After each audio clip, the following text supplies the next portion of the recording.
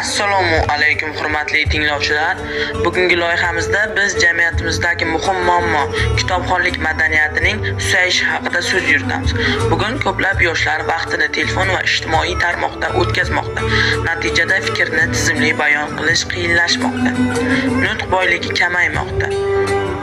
O'qib tushunish darajasi pasaymoqda.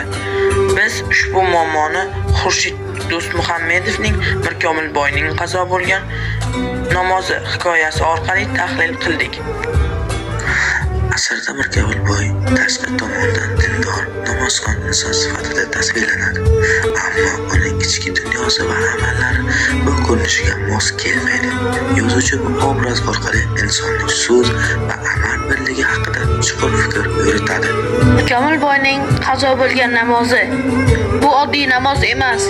Bu bajarilmagan insoniy burchlar ramzidir.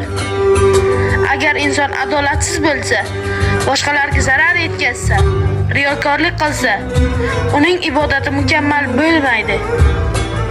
Bugungi yoshlar ham agar faqat tashqi muvaffaqiyat ortidan quvib ma'naviyatni unutsa, bu ma'naviy qazo bo'ladi. Asar bizni o'zimizni tekshirishga undaydi. Biz halolmizmi? So'zimiz bilan amalimiz birmi? Boshqalarga foydamiz tegyaptimi? Haqiqiy ibodat bu halol mehnat, to'g'ri so'z va pok niyatdir. Mirkomilboyning qazo bo'lgan namozi bu aslida bir insonning emas, butun jamiyatning fojiasidir. Yozuvchi bizga shuni ko'rsatadi: inson tashqi qoidalarni mukammal bajarishi mumkin, ammo agar qalb uyg'oq bo'lmasa, u asta-sekin ichidan yemirila boshlaydi. Mirkomilboy ibodatni unutmagan, lekin u ibodatning ma'nosini unutgan. Eng katta fojia ham shu. Inson nimani qilayotganini biladi, ammo nima uchun qilayotganini unutadi. Asar bizni qo'rqitmaydi, u bizni ogohlantiradi. Agar biz ham ma'naviyatni faqat so'zda qoldirsak, bir kun kelib bizning ham qazo bo'lgan namozimiz paydo bo'ladi. Bu vaqtida o'qilmagan kitob bo'lishi mumkin. Bu kechiktirilgan ezgulik bo'lishi mumkin. Bu sukut bilan qo'llab-quvvatlangan adolatsizlik bo'lishi mumkin. Shuning uchun eng muhim savol: biz yashayapmizmi yoki shunchaki ko'rinish yaratyapmizmi? Mirkomilboy obrazi bizni bir narsa majbur qiladi.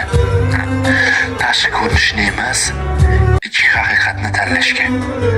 Agar inson qalbini tarbiyalasa, uning ibodati ham, hayoti ham qazo bo'lmaydi. Xulosa qilib aytganda, Mirkomilboyning qazo bo'lgan namozi hikoyasi bizga bitta muhim haqiqatni o'rgatadi. Insonning eng katta boyligi uning ma'naviyatidir. Agar inson qalb pokligini yo'qotsa, uning eng muhim ibodati ham qazo bo'ladi.